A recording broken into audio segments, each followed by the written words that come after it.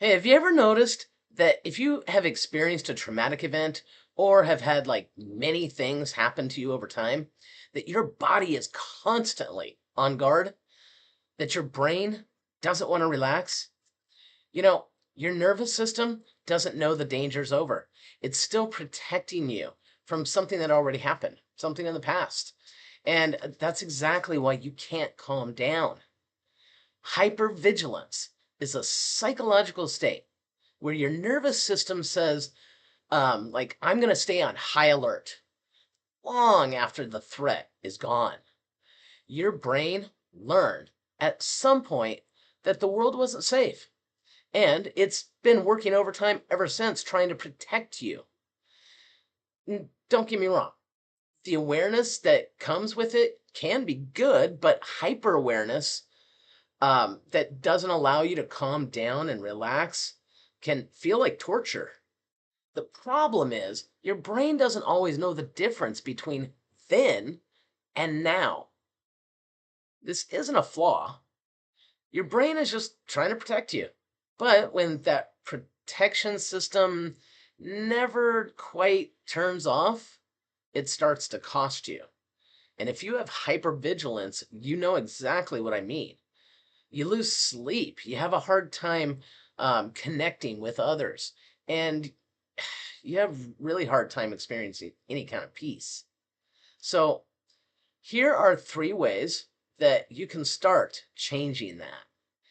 If you watch my videos, you've heard me say many times to name it. In other words, the first step is awareness, and awareness gives you control. When you feel that familiar scan starting, your eyes darting around, you're looking for shit. Sorry, you're looking for crap. You're looking for stuff to happen. Then, you feel like that tension in your chest, the racing thoughts, the sense that something is about to go wrong, an instantaneous jump at a certain sound. Don't fight it, name it. Just say to yourself, that's my nervous system doing its job, but I'm safe right now. Nothing bad is happening. You're not suppressing the feeling by doing that. You're reminding your brain that's that's just a response to the thing that happened then. And I'm safe now. That's not a small thing. That's the beginning of rewiring your brain. Hypervigilance lives in your body before it lives in your thoughts. So the second step is physical regulation. Before you try to think your way out of it, when the alarm goes off, slow your exhale down. A longer breath out tells your nervous system that the threat is passing. So 4 seconds in and 8 seconds out.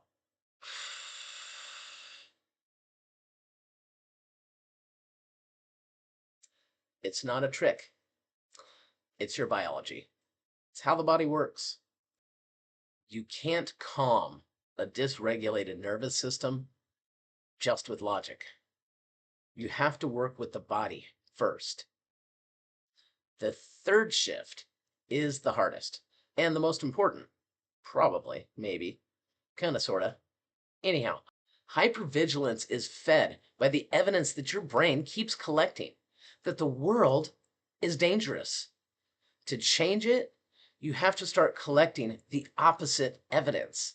And this helps with rewiring the brain too. It doesn't mean pretending that everything's fine. It means when a moment is safe, really let yourself feel it, notice it, stay in it for a few extra seconds. Your brain is always learning, so give it some new data. You didn't develop hypervigilance because something was wrong with you. You developed it because something's right with you. Your body and brain's abilities to protect you. That's a good thing. You developed it because something happened to you. So the goal isn't to stop your nervous system from caring about you. The goal is to help it to understand.